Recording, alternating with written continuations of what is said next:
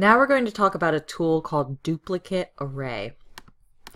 So if I select this object over here, I am going to move it with duplication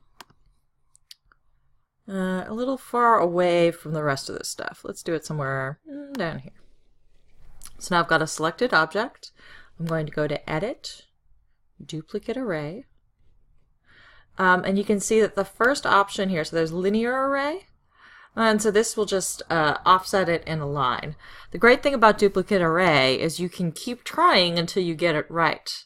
So let's say the number of duplicates is 6, and we don't know what the distance wide this object is. So let's hit cancel really fast. So we know the height is 29 feet, and we know the width, from here to here, I'm just using the line tool to measure it. It's about 21 feet. 29 and 21, so 30 and 22-ish, okay? So what we're going to do is we're going to select this item. I'm going to hit the X button. I'm going to select. I'm going to say duplicate array. I'm going to go to linear array. And so this is the X, Y, and Z. We're not working in 3D, so we don't need the Z. So let's see what happens if I were to do 22 feet and say OK. All right, so I have one extra duplicate. If I hit Command Z, I can go to Edit Duplicate Array, and I can change it so it's not one duplicate. And I could say, maybe I want to make this 24 feet, and say OK. Bam, now I have a line of the same object. I'm going to hit Command Z. Actually, I'm not. I'm just going to leave this go. So I'm going to select one of these objects, and I am going to move by points with the duplication. I'm going to come to right here. I've got a selected object. I'm going to go to Duplicate Array. Now I'm going to try rectangular array. So this gives me columns and rows. This is really useful if I'm making magic sheets or if I'm making Stage Manager run sheets for the Stage Manager of what the set looks like over and over again. There's lots of different applications for this that can be really useful. So let's say then there's 3 columns, 3 rows. Stacks don't really matter. The distance between columns, we're going to want that to be about 25 feet. Don't forget to say feet. Always assumes inches. And we're going to just leave this in positive numbers and see what happens. Distance between rows is going to be about 31 feet. I'm going to say OK.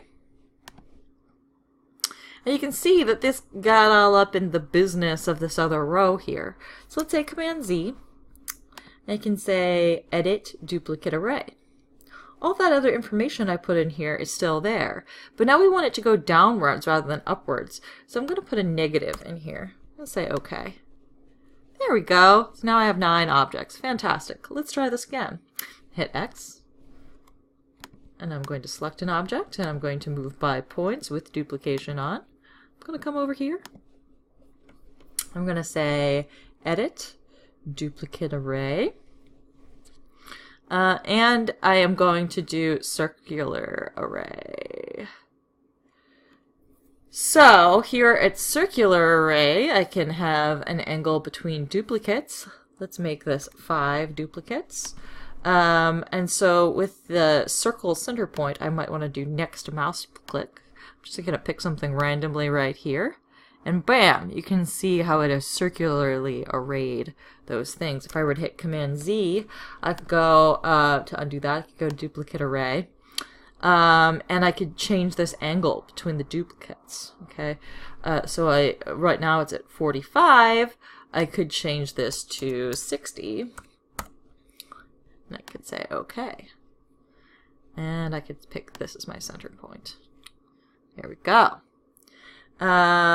If I go into Edit Duplicate Array, you can see that there's other options for resizing the duplicates or rotating the duplicates.